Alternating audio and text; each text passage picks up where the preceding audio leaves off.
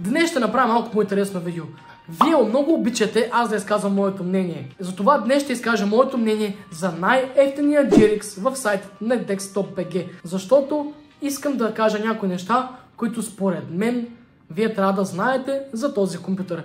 И отново казвам, че аз не съм свързан по никакъв начин с Desktop.bg, не ми плащат да рекламирам техните компютъри, не ми плащат да използвам техния сайт.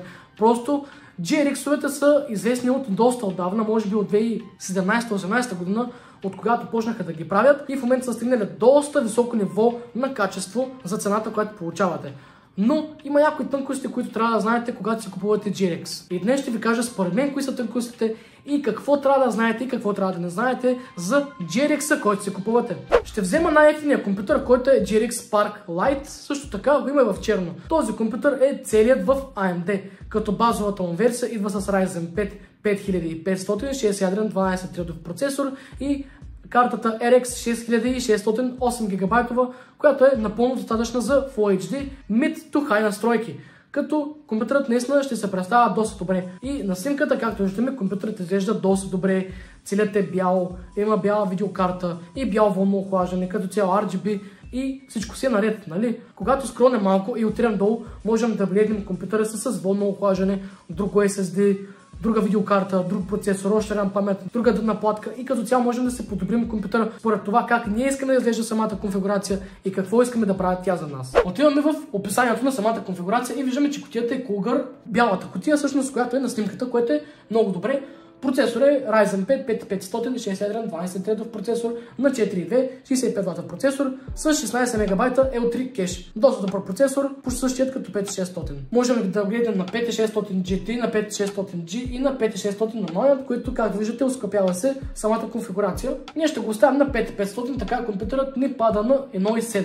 Охладителят, както виждате, Thermal Assassin Spirit 120 EVO Addressable RGB White, което всъщност не е вълното охлаждане, което е показано на снимката, а е един въздушен охладител, който със сигурност ще се представя доста добре и ще изглежда доста добре, но не е 240-ката, която е показана в снимката. Така че, когато си купувате GRX, особено този GRX, трябва да имате на предвид, че снимката не е всъщност това, което получавате и няма да изглежда напълно така компютърът. Не казвам, че ще изглежда грозно или ще има някакви части, които не са описани, но ако искате волното охлаждане или същите компоненти, които са на снимката на самата конфигурация, ще трябва да се свържете с тях и да кажете: хей, аз искам това волно охлаждане, ще се доплатя. Хей, аз искам тази бяла RTX карта, ще се доплатя. Това не е критика към сайтът, просто искам да изкажа мнение, че това съм го видял доста често да се прави, защото това съм го забелязал, че има снимки, но не абсолютно всички компоненти са такива, каквито снимките ги описват. Видеокартата не е бялата RTX, може би 3060, което са снимали самата конфигурация, а е 6600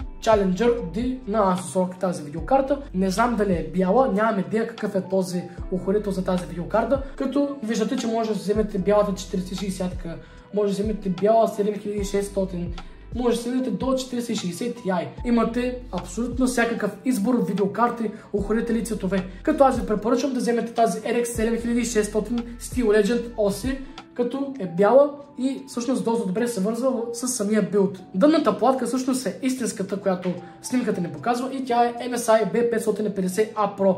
Нормална дънна платка, нормален чипсет за 5000-та серия за AMD, окей дънна платка с достатъчно фичери, поне за този ценови клас на тази конфигурация. Както виждате, може да допълните за B550M на Asus TUF, което според мен M дънна платка няма да изглежда добре в тази конфигурация, и B550 отново на Asus TUF, която този път обаче не е M, а е стандартен форм фактор, което всъщност ще изглежда доста по-добре, но няма чак толкова голяма разлика между двете дънни платки. Оперативната памет не може да я пъпъта, тя е DDR4 на 3600 МHz, Kingston Fury RGB Black.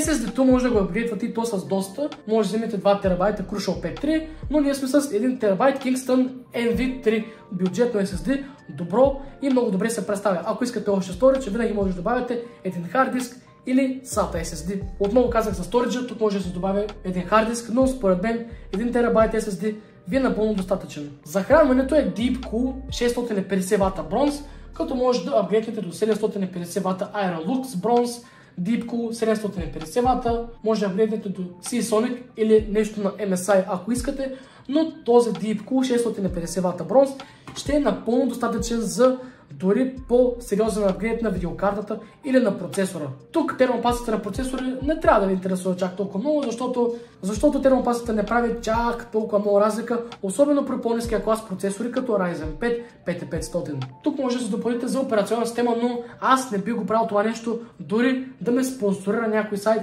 и да казвам да, купете си Windows от тях. Не давайте 300 лева за ключ на Windows 11.